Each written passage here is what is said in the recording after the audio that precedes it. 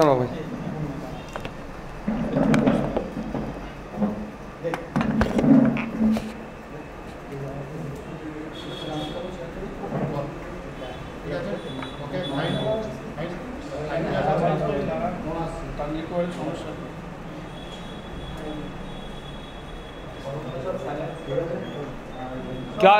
এই মিডিয়ার লোক ছাড়া না একটাও কেউ আছে? আর আলো এই সে একটা ইয়ে থাকতো কার কাছে সেটা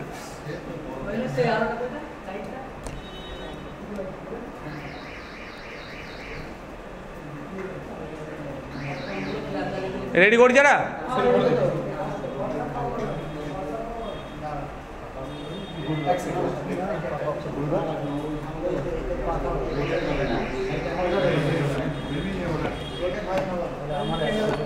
দাঁড় করিয়ে কর না, দাঁড় করিয়ে কর না, যখন শুরু বলবো।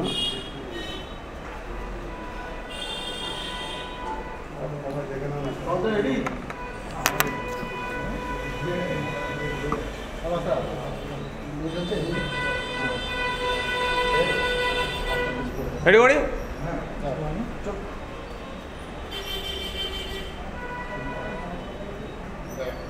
আপনারা অবগত আছেন, আপনাদেরকে আজকে ডাকা হয়েছে এই জন্যই, গত 20 তারিখে অর্থাৎ আগস্ট মাসের 20 তারিখে আমরা কনস্টিটিউশন প্রোটেকশন ফোরামের পক্ষ থেকে একাধিক দাবি নিয়ে আমরা কলকাতায় একটা ধর্ণা মঞ্চের আয়োজন করেছিলাম। পুলিশকে যথারীতি একটা প্রোগ্রাম করতে গেলে যেই পদক্ষেপগুলো গ্রহণ করা দরকার হয় অর্গানাইজিং কমিটির পক্ষ থেকে আমরা সেই মতো জানিয়েছিলাম। পরবর্তীতে পুলিশ আমাদেরকে বাধা দেওয়ার চেষ্টা করে। বাধা দেওয়ার অর্থে পুলিশের ওখানে ডিসি, এসি, ওসি র্যাঙ্কের, ইন্সপেক্টর র্যাঙ্কের অনেক অফিসার ছিলেন আর বিভিন্ন র্যাঙ্কিং অফিসাররাও ওখানে উপস্থিত ছিলেন। সেই সময় যখন আমাদের বাধা দেয়, বাধা টপকে যখন আমরা এগিয়ে যাওয়ার চেষ্টা করছিলাম, এই মুহূর্তে আমাদের অনেক ফোরামের অনেক গুরুত্বপূর্ণ নেতৃত্বকে অ্যারেস্ট করেছিল, ধাক্কি দিয়েছে। তারপরেও আমরা বাধা অতিক্রম করে এগিয়ে যাচ্ছিলাম। সেই সময় ওই পুলিশদের মধ্যে থেকে দাঁড়িয়ে থাকা বা যারা আমাদেরকে আটকাচ্ছিল, ওই ভিড়ের মধ্যে থেকে একজন হলুদ টি শার্ট পরা ব্যক্তি এসে আমাকে আক্রমণ করে। আমার এই জায়গাটাতে প্রচণ্ড আঘাতে ঘুষি মারে। জানি না তার ইন্টেনশনটা কী ছিল, কতটা সে আঘাত করার জন্য করেছিল। তবে আজকে আমার সন্দেহ হচ্ছে আমার উপর একটা প্রাণঘাতী হামলা চালানোরও অপচেষ্টা চলেছিল। তারপরে আমি সংবাদ মাধ্যমে বলেছিলাম যে হলুদ টি শার্ট পরা একজন, আমি অভিযোগ দায়ের করেছিলাম হেয়ার স্ট্রিট থানাতে। সে অভিযোগের কপিটাকে আমি আগে দেখিয়ে দিই।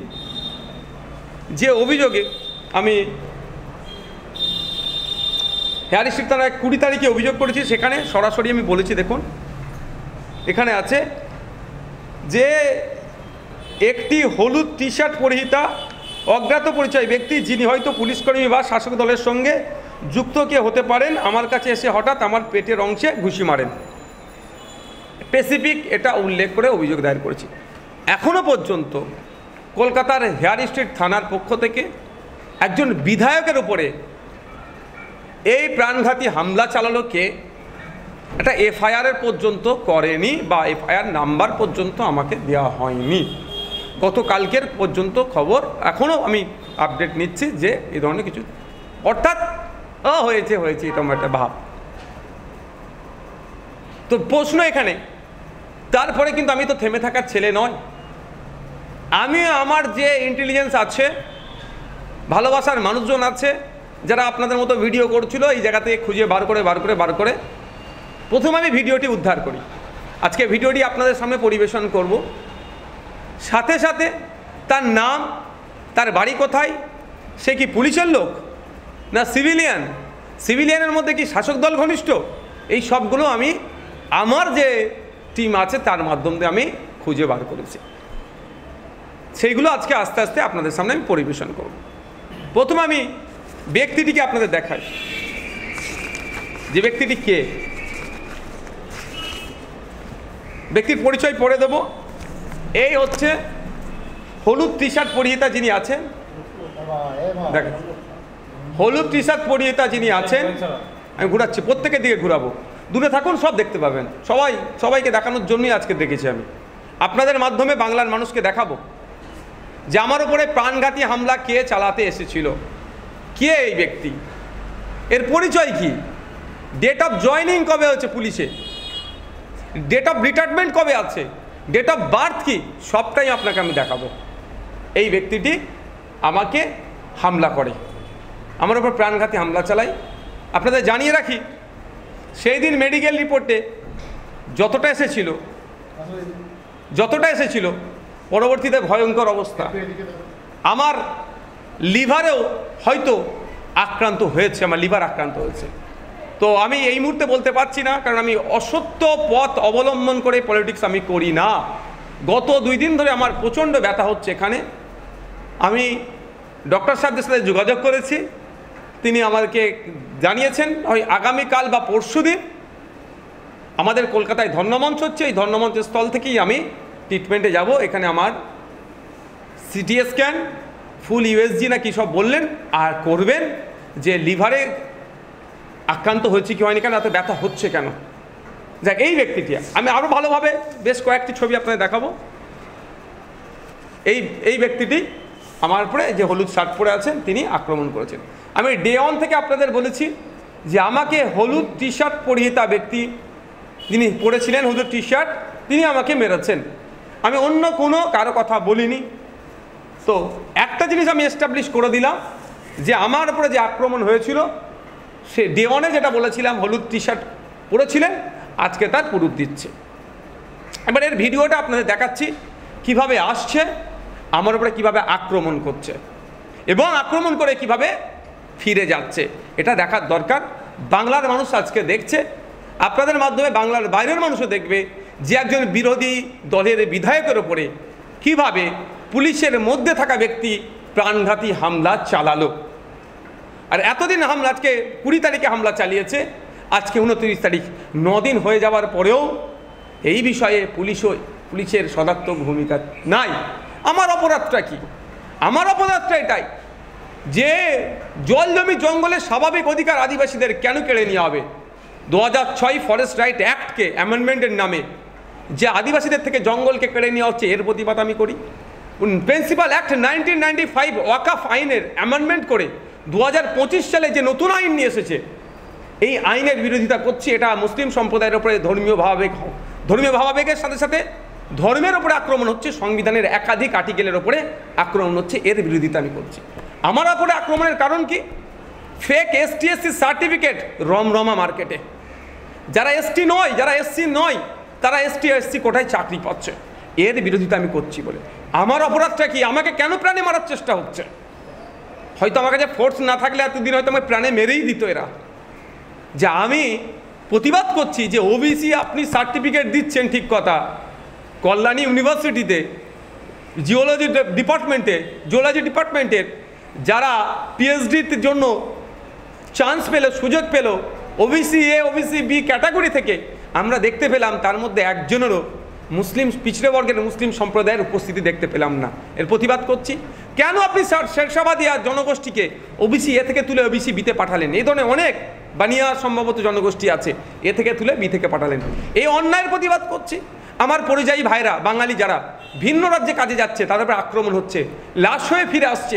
কখনো সোমনাথ দেবনাথ, আফরাজুল, সাবির মল্লিক, হেমন্ত রায়, তো দীপু দাস, এই ধরনের অনেকে লাশ হয়ে বাড়ি ফিরে আসছে, অনেকে আক্রান্ত হচ্ছে। এই লাস্ট 2 দিন আগে উড়িষ্যাতে বা কলকাতায় বাঙালি উড়িষ্যাতে আমাদের মেদিনীপুরের শ্রমিকের উপরে প্রাণঘাতী হামলা চালিয়েছে। এটা বন্ধের আমি দাবি তুলছি। এই জন্য আমার উপরে আক্রান্ত নেমে আসছে, আমার উপরে প্রাণে মারার চেষ্টা হচ্ছে। SIR-এর নামে নাগরিককে অহেতুক হয়রানি করার চেষ্টা হচ্ছে, নাগরিককে ভয় দেখানোর চেষ্টা হচ্ছে। সেই জন্য আমি প্রতিবাদ করেছি যে SIR-এর নামে নাগরিক হয়রানি করা যাবে না, নাগরিককে আতঙ্কিত করা যাবে না, যাকে তাকে ডিভোটার ঘোষণা করা যাবে না। এইগুলো বা বিভিন্ন সময় মানুষের উপরে ঘটে চলা আক্রমণের বিরুদ্ধে আমি যখনই কথা বলি, দেখছি আমার উপরে আক্রমণ নেমে আসছে, আমাকে প্রাণে মারার চেষ্টা হচ্ছে। আমি এখন আপনাদেরকে দেখাবো ওই ভিডিওটি, যে ভদ্রলোক কিভাবে কিভাবে আসছেন, আমাকে মারছেন, আমাকে মেরে আবার ফিরে আসছেন। আমি রোটেট মুডে হয় নাকি দেখছি, এটা আমি মোবাইল সম্বন্ধে খুব একটা বেশি জানি না, আমি একটুখানি অপেক্ষা করুন।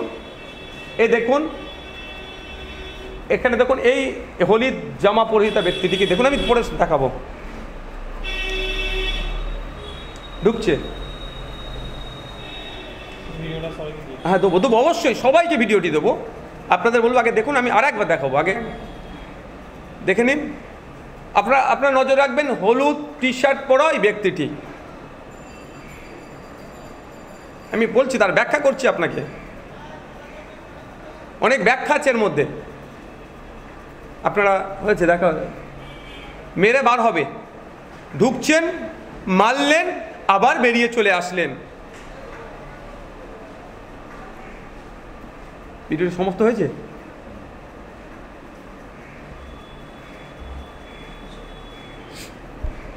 ভিডিওটি হয়েছে, ভিডিওটি দেব, আপনারা দেখবেন। এই ভিডিওটির মধ্যে আপনারা 55 সেকেন্ডের ভিডিও আছে না, এখনো বাকি আছে, একটু বাকি আছে, দেখুন আপনারা দেখুন। সবাই আসছে, সবার আসছে।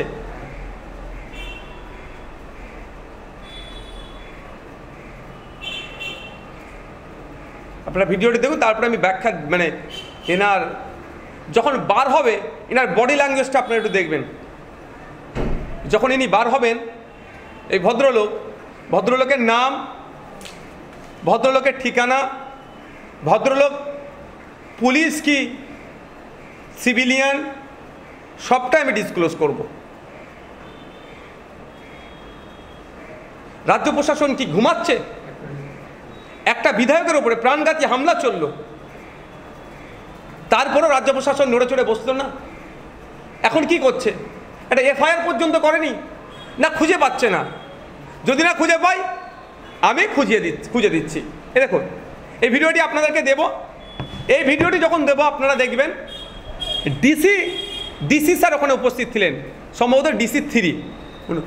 এই লোকটি ডিসি স্যারকে ঠেলে দিয়ে আমার উপরে যে আক্রমণ করেছে, আমার সিকিউরিটি ছিল। প্রশ্ন করতে পারেন আপনারা যে তাহলে আপনার সিকিউরিটি কী করছিল?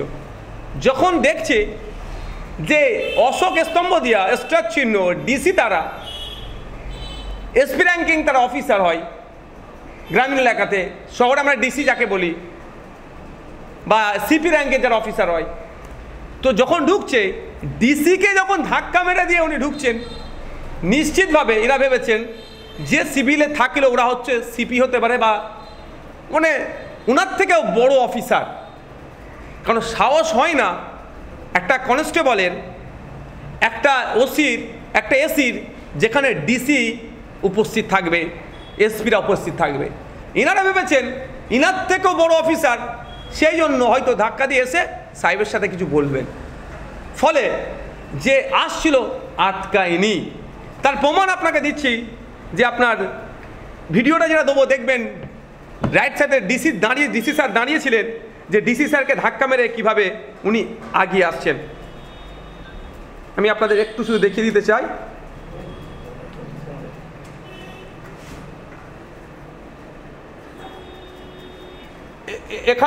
এখানে আমার সামনে যিনি আছেন খাকি পোশাক, এটা ডিসি স্যার। দেখুন, একটা ধাক্কা মেরে ডিসি স্যারকে সরিয়ে দিলেন। এটা হচ্ছে ডিসি স্যার। এই দেখুন, আমাকে এখানে ধাক্কা মেরে ডিসি স্যারকে সরিয়ে দিলেন। আমি আপনাদেরকে আর একবার দেখাতে চাই, এই লোকটা একটু জানা দরকার। ইনার সামনে ডিসি স্যার, এরকম ঢুকছে। ওনার লেফট সাইডে আমার সিকিউরিটি, ওনার রাইট সাইডে দেখুন ওনার রাইট সাইডে আমাদের রাজ্যের কলকাতা পুলিশের ডিসিটাকে ধাক্কা মেরে ঢুকে আমার ওপরে হামলাটা চালিয়েছে। আর বার হবার রিয়াকশনটা একটু দেখুন। এই দেখুন, বার হবার একটু রিয়াকশনটা আপনার দেখতে চাইছি। দেখেন মুখটা দেখুন, দেখুন ভদ্রলোক কাজ গুটিয়ে কাজ মিটিয়ে বেরিয়ে আসলেন। উনি যদি ওখানে ডিউটিরত অবস্থায় থাকেন তাহলে তো উনি বেরিয়ে আসবেন না। উনি যদি ওখানে ডিউটি করেন, গেলেন আমাকে ঘুষি মারতে হবে এই রকমের জায়গাতে, কেউ তো নিশ্চিতভাবে নির্দেশনা দেয়নি। এবার নির্দেশনা দেয়নি কি দিয়েছে, ইনার তৎক্ষণিক রিটার্ন আসাতে একটা সন্দেহ হয়ে যাচ্ছে। উনি যদি ওখানে ডিউটি থাকলে তো আমাকে আটকাবেন, আটকানোর দায়িত্ব ওনার থাকে। তার পরিবর্তে উনি মেরে আমাকে বেরিয়ে চলে আসলেন।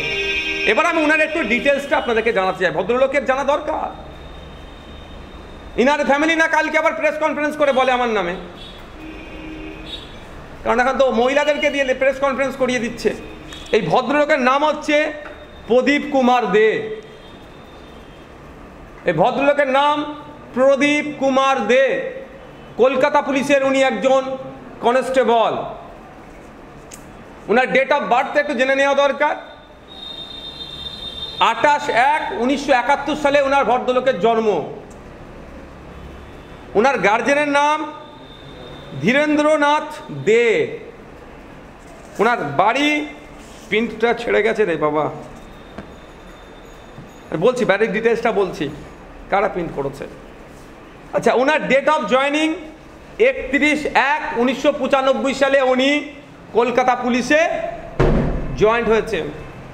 ওনার ডেট অফ রিটায়ারমেন্ট 31/1/2031। এই ভদ্রলোকের কোয়ালিফিকেশনটা একটু জানা দরকার। একটা এমএলএকে এসে ভাট করে মারছে, প্রাণঘাতী হামলা চালাচ্ছে, ভদ্রলোক মাধ্যমিকের গণ্ডি পার করতে পারেননি। ওনার একটা কোয়ালিফিকেশন, আর কতটা কম বলে অপমান ওনাকে করব না। ফোন নম্বরটা দেবো না, ওনার সাথে আমার আইনি লড়াই হবে। ফোন নম্বর বললে কেউ ওনাকে ফোন করে ডিস্টার্ব করতে পারে, ফোন নম্বর পর্যন্ত আমার আছে। তবে একটা বড় টুইস্ট আছে এর মধ্যে। টুইস্টটা হচ্ছে, ঠিকানা বলছি, টুইস্টটা হচ্ছে ভদ্রলোক অফিসিয়ালি এখন ভবানীপুরের আন্ডারে আছে, অফিসিয়ালি। কিন্তু ভদ্রলোক এখন ডিউটি সামলাচ্ছে হেয়ার স্ট্রিট থানাতে। এটা আমি ঠিক খুঁজে বার করতে পারছি না। অ্যাড্রেসটা প্রিন্ট করে আনতে বলো, নিচে থেকে দিয়ে দাও। ডিউটি থাকলেও ভবানীপুর, আমি এটা বলে দিচ্ছি, এক মিনিট দাঁড়ান। ভবানীপুর পুলিশ, যেটা সাউথ ডিভিশনের মধ্যে পড়ছে, ওখানে ওনার অফিসিয়াল অ্যাপয়েন্টমেন্ট লেটেস্ট যেটা আমাদের কাছে আপডেট আছে। কিন্তু উনি এখন উনি হেয়ার স্ট্রিটে কাজ করছেন। তাহলে কি কোনো একটা জায়গাতে সন্দেহ হচ্ছে যে অন্য জায়গার অফিসারকে তুলে নিয়ে এসে এই জায়গায়, অন্য জায়গার পুলিশকে তুলে নিয়ে এসে এই জায়গায় আক্রমণ চালাও, বেটাকে প্রাণে মেরে দে, নালে অন্যতম একটা অঙ্গ তো লিভারকে ক্র্যাক করিয়ে দে, সাইড হয়ে যাবে যে ও আমাদের কেউ না।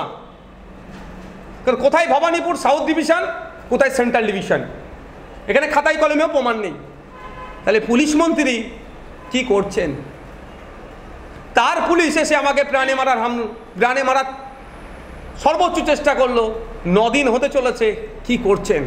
এবার তার অ্যাড্রেসটা আমি বলি, আমি এক্স্যাক্ট অ্যাড্রেস বলবো না, আবার কেউ তাকে ডিস্টার্ব করতে পারে। আমি ডিস্টার্ব করার পক্ষপাতী নয়, আমি আইনে লড়াই করার পক্ষপাতী। এই ভদ্রলোকের চাকদা থানার আন্ডারের বাড়ি, নদিয়া ডিস্ট্রিক্টের বাড়ি।